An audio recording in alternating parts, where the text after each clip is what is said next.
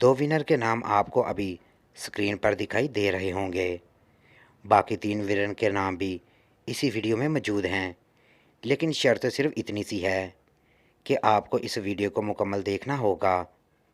तीसरे विनर का नाम आपको 2 मिनट पर दिखाई दिया जाएगा और बाकी जो चौथा और पांचवा विनर होगा उनके नाम भी इसी वीडियो में मौजूद हैं, लेकिन वो किस टाइम पे आपको नज़र आएंगे वो खुद ही देखना पड़ेगा।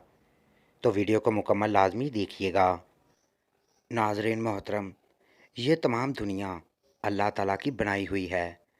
इंसान और बाकी महलूकात में ये फ़र्क है कि अल्लाह ताला ने इंसान को फ़रिश्तों से अफजल महलूकात बनाया है। मेरे प्यारे नाजरीन, इस दुनिया में बहुत से लोग ऐसे हैं जो दूसरे के लिए हमदर्दी का जज्बा रखते हैं और जो दूसरों को तकलीफ़ में नहीं देख सकते और दूसरों की मदद के लिए हमेशा तैयार रहते हैं। लेकिन दोस्तों, जहाँ अच्छाई होती है वहाँ बुराई भी होती है। कुछ लोग ऐसे काम भी कर जाते हैं जिनको देखकर इंसानियत भी शर्मा जाती है। तो दोस्तों, शुरू करते हैं आज की वीडियो।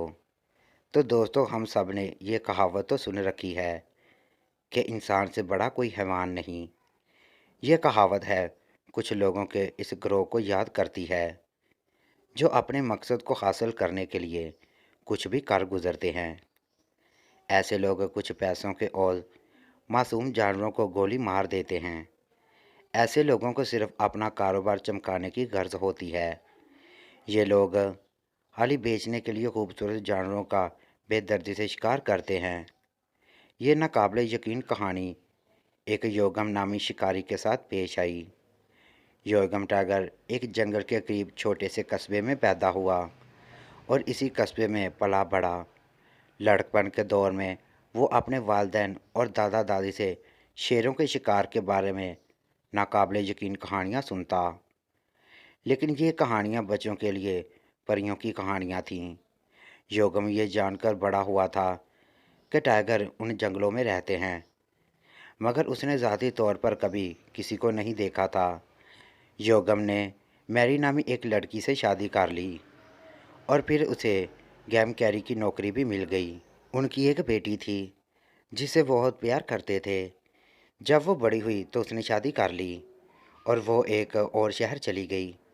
मैरी की अचानक बीमार हुई और वो इस दुनिया से चली गई और उसकी बीवी की मौत उसके लिए बहुत तकलीफ़दा थी।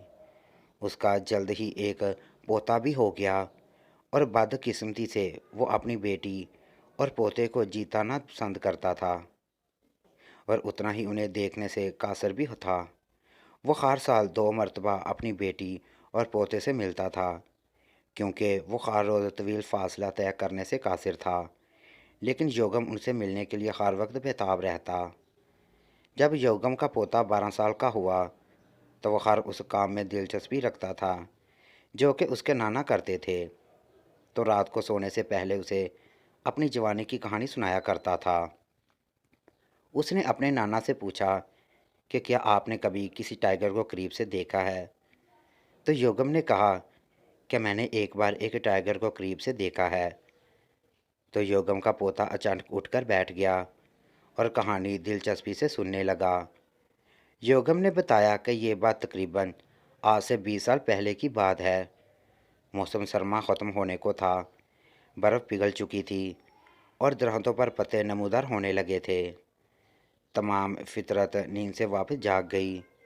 किसी जगह पर ज़मीन काफ़ी खुश्क थी तो मैंने आलू लगाने का इरादा किया। कुछ देर खुदाई करने के बाद मैंने सांस लेने के लिए एक मुख्तसर वक्फा लिया। तब मैंने झाड़ियों में कुछ हरकत देखी। तब मैंने उस तरफ देखा तो वो जानवर का तकरीबन धँधार से जानवरों की तरह लगता था। ताहम मैंने सोचा कि महज ये मेरा वहम ही है। मैंने अपना काम जारी रखा तो वापस ये झाड़ियों से हिलने लगी। मुझे अपनी मौत सामने महसूस होने लगी। फिर मैंने खौफ के साथ, क्योंकि चंद कदम के फासले पर एक शेरनी को देख चुका था, शिकारी के तौर पर मैं ये महसूस किया कि मेरे पास इससे अपनी बंद करने का बच्चा का वक्त नहीं होगा, क्योंकि वो मुझे 3 कदमों पर ही पकड़ सकती थी। मैं खौफ के आलम में खड़ा था। کیونکہ مجھے معلوم نہیں تھا کہ آگے میرے ساتھ کیا ہوگا۔ میں نے دیکھا کہ وہ زخمی تھی اور مجھے یقین تھا کہ وہ مجھے دیکھنے کے بعد جھاڑیوں میں غائب ہو جائے گی، اور وہ جھاڑیوں میں غائب ہو گئی تو میں نے بھاگنے کا ارادہ کر لیا، لیکن میری ٹانگ میرا ساتھ نہیں دے رہی تھی۔ اگلے ہی لمحے تیزی سے دوبارہ اپنے منہ میں اپنا بچہ لے کر نمودار ہوئی۔ شیرنی نے ایک قدم میری طرف بڑھایا، شیر کے بچے کو گھاس پر بٹھا دیا اور اسے اپنی ناک کے سمت میری طرف دھکیل دیا۔ پھر وہ واپس جنگل کی جھاڑیوں میں غائب ہو گئی۔ میں خوف کی وجہ سے کافی دیر دوبارہ وہاں کھڑا رہا۔ مجھے نہیں معلوم تھا کہ شیرنی واپس جا چکی ہے یا جھاڑیوں میں چھپ کر میری نظریں جمائے بیٹھی ہے، لیکن ایک بات جو میں بے یقینی طور پر سمجھ گیا تھا کہ وہ اپنے بچے کو میرے پاس لائی تھی۔ اس میں کوئی شک نہیں تھا کہ وہ چاہتی تھی کہ میں ہی اس کی دیکھ بھال کروں، کیونکہ وہ زخمی ہونے کی وجہ سے خود اس کی دیکھ بھال نہیں کر سکتی تھی۔ جو اس شخص نے شیرنی کے بچے کے ساتھ کیا، یہ بات بھی بڑی دلچسپ ہے، لیکن اس سے پہلے کہ ویڈیو کو مزید آگے بڑھایا جائے، آپ ہمارے چینل فلٹر فیکٹ کو سبسکرائب کر دیں۔ اس بچے کی عمر تقریباً 1 سال تھی۔ وہ گھاس پر پلتا تھا، اپنی ماں کو جو پکارا تھا، تب مجھے بھی اس بات پر یقین ہو چکا تھا کہ وہ واپس لوٹ کر نہیں آئی۔ میں نے فاصلہ تب طے کیا جب تک وہ اپنے آبائی گھر بھی کے جنگل میں جانے کے لیے تیار نہ ہو جائے، تب تک ہم اس بچے کو اپنے پاس ہی پالیں گے۔ کبھی میں نے پہلے مہینے اس بوتل میں دودھ پلایا اور پھر دوسرے ماہ سے میں نے اسے کیا کچا گوشت کھلانا شروع کیا۔ میں ایک ہنرمند شکاری تھا۔ ایک دن جنگل میں واپس چھوڑنا ہی چاہا۔ جب میں نے اسے جنگل میں چھوڑا کہ مجھے یہ اندیشہ تھا کہ یہ واپس آ جائے گا، مگر اس نے مجھے آخر بار دیکھا اور وہ جھاڑیوں میں غائب ہو گیا۔ میں کافی دیر وہاں کھڑا رہا۔ میں اور اس موقع دیکھ کر سے زیادہ خوش تھا کہ وہ آبائی گھر جا چکا ہے۔ ناظرین، آپ سوچ رہے ہوں گے کہ اس کی ماں کے ساتھ کیا ہوا ہوگا۔ اس شکاری نے اس کی ماں کو مارا اور اس کا ایک بچہ پکڑ لیا، مگر شیرنی دوسرے بچے کو منہ میں لے کر چلی گئی۔ ہم کو معلوم ہوا کہ وہ وہی بچہ ہے، اور پھر اس رات ہی شیرنی نے ان شکاریوں میں حملہ کیا اور سب کچھ برباد کر دیا، جس کی وجہ سے ہر وقت تازہ کرشن ہوتا تھا۔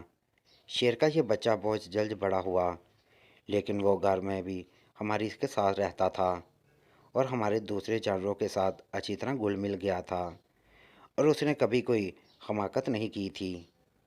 2 مہینے گزر گئے۔ اس دوران اس بچے کا وزن تقریباً 70 کلو سے بھی زیادہ ہو چکا تھا۔ اسے جھاڑیوں میں رکھنا ہمارے لیے مشکل ترین کام تھا، اور ہمیں یہ ڈر تھا کہ کہیں یہ بات نکل نہ جائے۔